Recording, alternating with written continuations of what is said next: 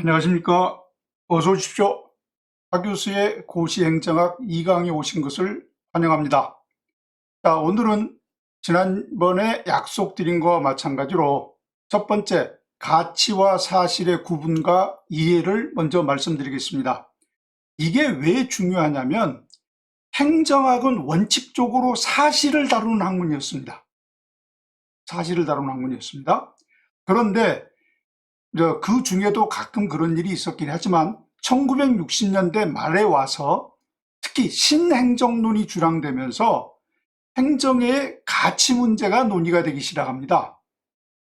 그래서 일단 가치와 사실이 뭔가를 일단 구분을 하고 그것을 하면 어떤 것으로 연결될 수 있는지를 정리를 하겠습니다. 첫째, 사실이라고 하는 것은 OX, 즉 맞고 틀리고의 증명이 가능한 게 사실입니다. 대체적으로 우리가 일기예보를 했다고 하겠습니다. 자, 한강 이남에 내일 오후 5시에 약 5mm의 비가 내릴 것이다. 이렇게 기본적으로 이제 예보를 했습니다. 그런데 비가 안 왔습니다. 틀린 거죠. 사실에 해당하는 겁니다. 무엇이다? 틀렸다. 맞았다. 이게 가능한 게 사실입니다. 가치 문제를 이야기하고 나면 사실이 조금 더 단순해질 것 같으니까 가치 문제를 먼저 이야기하겠습니다. 가치는 맞고 틀리고 OX의 증명이 불가능한 겁니다. 가장 대표적인 세 가지를 들겠습니다. 첫 번째, 선과 악입니다. 저 사람이 아주 착한 사람이다. 아주 나쁜 사람이다. 그것은 보는 사람의 관점에 따라서 다릅니다. 우리가 이제 과거의 대통령이 누구는 민주화에 역행했고 누구는 경제 발전에 도움이 됐고 어쩌고 하는 것 자체가 서로 다를 수 있습니다. 예를 든다면 내가 그 사람에게 많은 혜택을 받고 도움을 받았다면 그 사람이 나쁜 사람으로 판단이 돼가지고 감옥에 들어가더라도 나는 그 사람이 좋다고 생각한다. 이렇게 생각할 수 있다는 이야기입니다. 이게 선과 악의 문제입니다. 그러니까 저 사람은 절대적으로 좋다, 절대적으로 나쁘다가 안 됩니다. 두 번째, 아름답고 추하고의 문제도 가치 문제입니다. 쟤 예쁘잖아. 어디가 예뻐? 이게 다 문제가 될 수 있다는 이야기입니다. 우리가 제 눈의 안경이라고 그러죠. 자기 짝을 찾으려면 자기 눈에 맞는 사람을 찾는 게 정상입니다. 아름답게 보이면 되죠. 그게 가치 문제입니다. 세 번째, 호, 불호. 호는 좋아한다, 불호는 싫어한다. 우리가 여러분 가장 많이 들었던 말 중에 하나에 이런 말이 있죠. 담배 건강에 나쁘잖아. 담배 건강에 나쁘잖아. 이것은 기본적으로 사실입니다.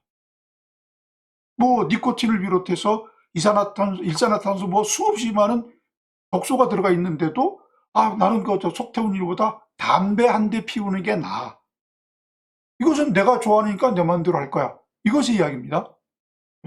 그거는 맞고 틀리고를 내세워봐야 아무런 의미가 없습니다. 이런 것에 문제가 있습니다.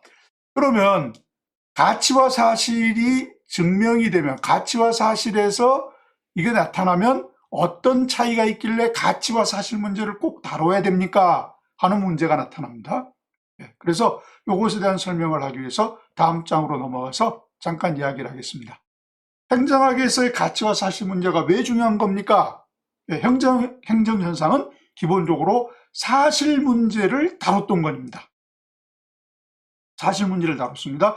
여러분에게 1강에서도 이야기 드렸지만 행정은 기본적으로 주어진 목표를 달성하는 수단으로 봤습니다. 목표만 잘 달성하면 됩니다. 사실 문제였던 겁니다.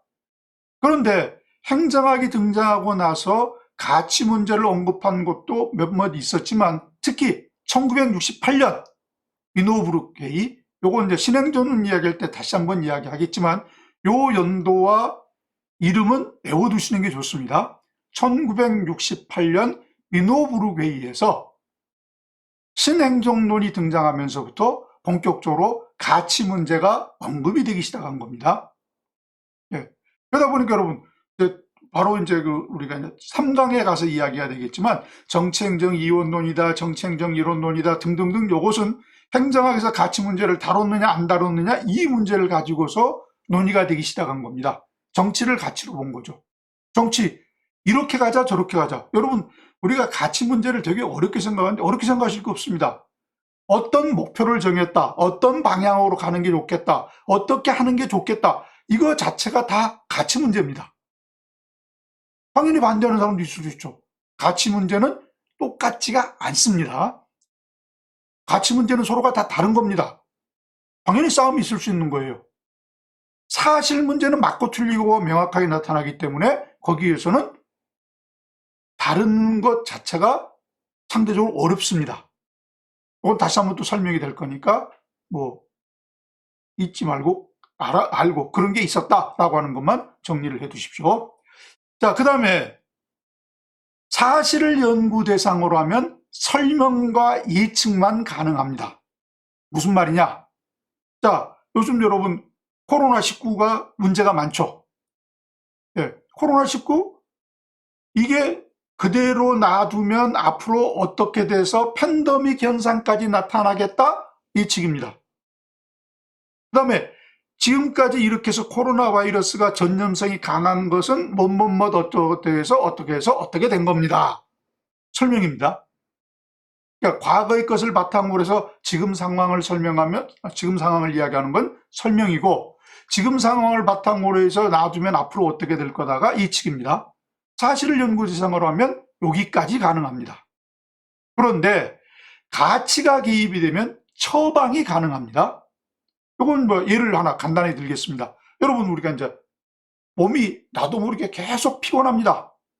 그래서 병원에 가서 여러 가지 진단을 검사를 받고 여러 가지 하고서 나타난 결론이 알고 봤더니 만성 피로증입니다. 만성 피로증입니다. 네. 여기까지는 설명과 그리고 만성 피로증 그대로 그냥 놔두면 생명을 잃을 수도 있습니다. 여기까지 설명과 예측이죠. 그런데 어떡하란 말입니까? 그건 뭐 말하는 사람마다 따라 다르겠죠. 나는 모르겠습니다. 이러면 끝입니다. 그런데 의사 선생님이 본인의 진단한 결과를 여러 가지 이제 조사 결과를 보고 선생님은 가능한 한 6개월 동안 회사를 좀 쉬시고 몸 관리를 하셔야 되겠습니다.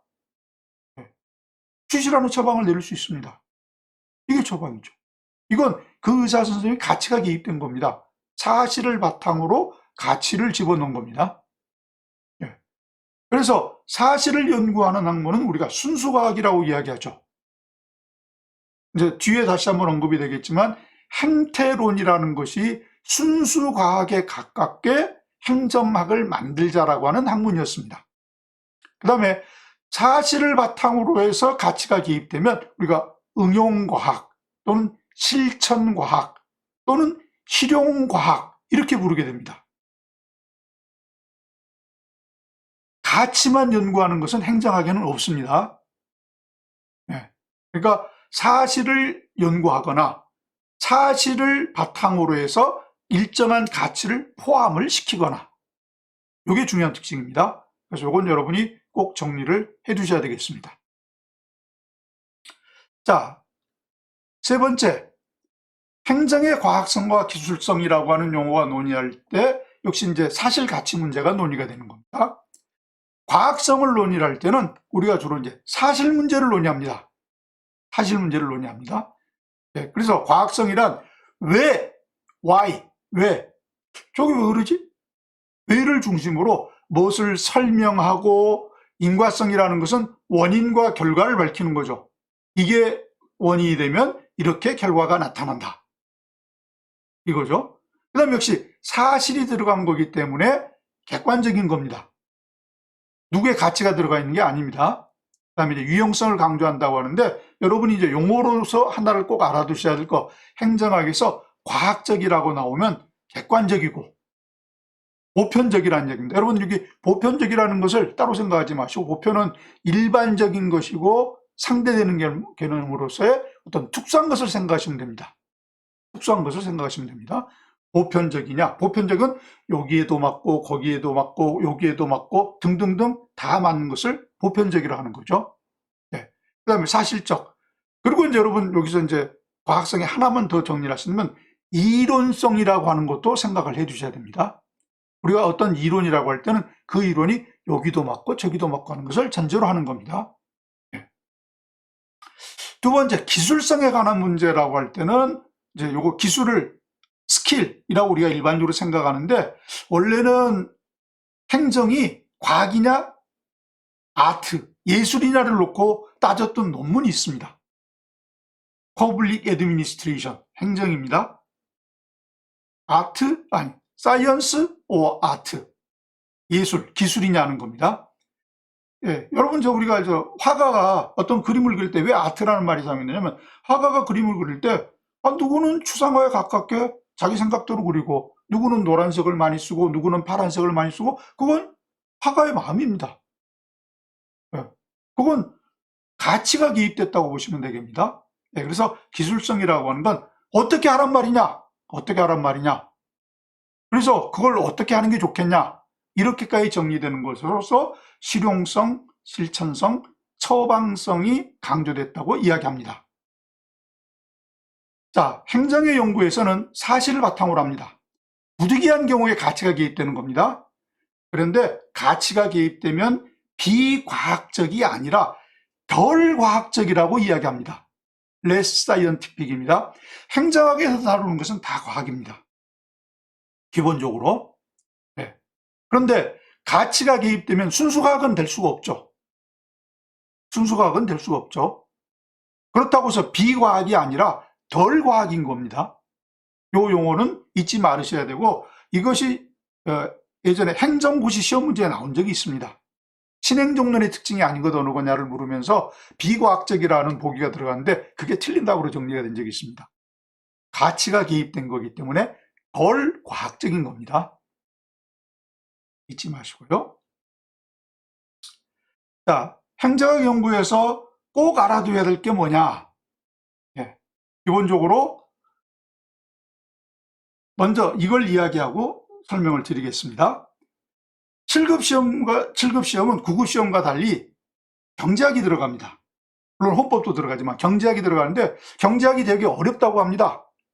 가장 간단한 이유가 있습니다. 첫째, 경제학을 우리의 현실 생활에 맞춰서 생각을 하기 시작하면 안 맞는 게 되게 많습니다. 안 맞는 게 되게 많습니다. 현실 생활이 안 맞습니다. 그러니까 현실 생활을 바탕으로 경제학 이론을 생각을 하면 안 들어맞아서 틀리는 겁니다. 두 번째, 현실 생활에 안 맞은 가장 큰 이유가 뭐냐면, 경제학에서 등장한 모든 이론이 다른 모든 조건이 동일하다면 이것에 의해서 이것이 바뀐다, 이렇게 이야기를 하는 거예요. 그런데 다른 모든 조건이 동일하게 어떻게 두 개의 집단을 맞출 수 있습니까? 나이, 성별, 학력, 소득, 이런 걸 다 똑같이 맞춰놓고 다른 한 가지 요소를 집어넣어서 그것에 의해서 달라지느냐 안 달라지느냐를 설명하는 건데, 그게 가능하겠습니까? 이렇게 해서 이것을 다른 조건이 동일하다면이라는 것이 포함됐다는 것을 알지 못하기 때문에 7급 시험이 경제학이 어려운 겁니다.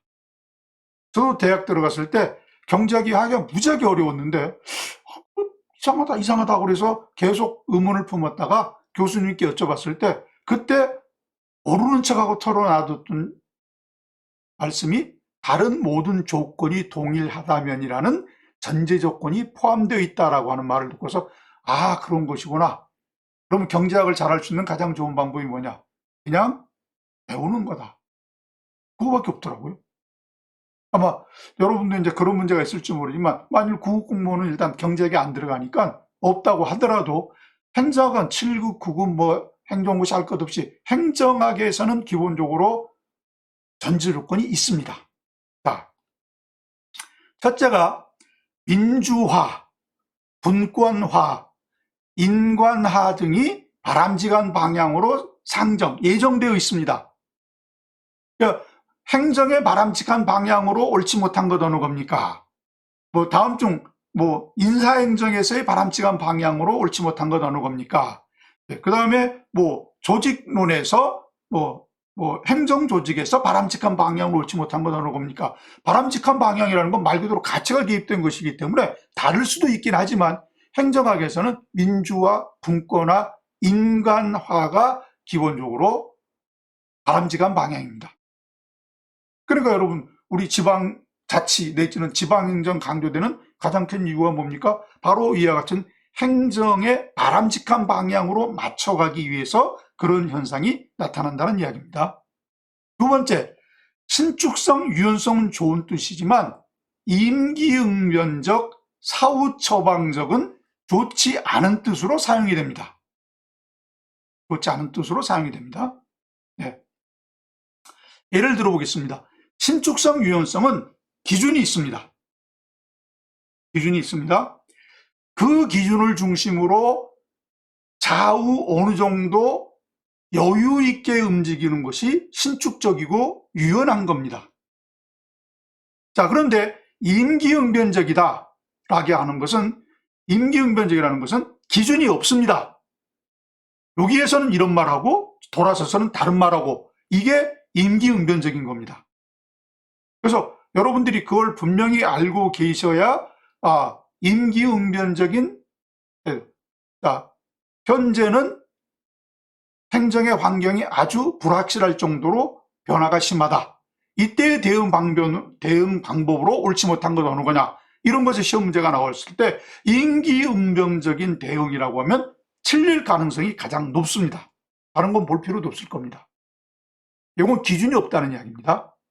그 다음에 사후처방적이라는 것이 나오는데, 사후처방적이라는 것은 기본적으로 소 잃고 외양간 고치는 겁니다. 사후 약방문입니다. 사람은 죽었는데 그때 가서 약방문 한약 좋은 재료 써서 이걸 쓰면 나으실 겁니다. 아무 소용이 없죠. 미리미리 조심하는 게 좋죠. 그래서 임기응변적, 사후처방적이라는 용어는 좋지 않은 뜻으로 사용이 됩니다. 제가 또 타이핑 하나 틀렸네요. 이렇게. 자, 세 번째, 행정학 문제에서는 항상 행정조직과 행정공무원이 주체라는 걸 잊지 말아야 됩니다. 자, 내가 현재 우리 학생으로서 또는 수험생으로서 공부를 하다 보니까 우리에게 유리하도록 행정이 우리를 보살펴줘야 되는 것 아닌가? 행정이 국민에 봉사하는 것 아닌가? 이런 생각으로 접근을 하시면 문제 해결이 안 되는 경우가 많습니다. 네, 행정학 문제에서는 항상 행정조직과 행정공무원이 주체입니다. 이걸 잊지 않으셔야 됩니다. 그래서 대내적, 대외적이라는 용어가 나왔을 때 대내적이라는 것은 행정조직 내부에 향한 것이고 대외적은 행정조직과 다른 부분과의 관계입니다. 내적, 외적 역시 마찬가지죠. 내적이라는 것은 행정조직 내부의 일과 행정조직 외부의 일로서의 구분이 난다는 이야기입니다. 그래서 우리가 아무런 말도 없이 행정에 있어서 대내적 민주성 확보 방법이 아닌 것 어느 겁니까 할 때는, 대내적이라 할 때는 조직 내에서 공무원과의 관계를, 공무원들끼리 관계를 이야기하시면 돼요. 대외적 하게 되면 행정조직, 행정공무원과 국민과의 관계를 생각하시면 됩니다. 다른 요소의 관계를 생각하시면 됩니다. 요걸 머릿속에 잊지 않으셔야 시험 제대로 보실 수 있습니다. 혼란 없으십니다. 그래서 오늘은 기본적으로 강의를 조금 짧게 이렇게 이야기를 하고, 아마 다음 주가 이제 되게 길어질 것 같습니다. 이제 행정학의 출발을 둘러싸고 벌어지는 전체적인 시대 흐름을 정리를 할 거거든요. 그래서 이것을 다음 주에, 다음번에 3강에서 하나로 정리하거나 아니면 좀 나눠서 4강의 일부까지 펼쳐서 조금 자세하게 설명드림으로 해서 여기까지 정리하시면 1강, 2강, 3강 내지는 4강의 일부까지 정리를 하시면 행정학을 공부하시는 데 있어서 굉장히 도움이 됐다라는 생각이 저절로 드시게 될 겁니다. 이렇게 정리를 하겠습니다. 그래서 오늘 강의는 여기서 마치겠고요. 구독과 좋아요 꼭 좀 눌러주십시오. 정리 잘 해서 여러분의 앞으로 도움이 되는 강의를 계속해 나가겠습니다. 감사합니다.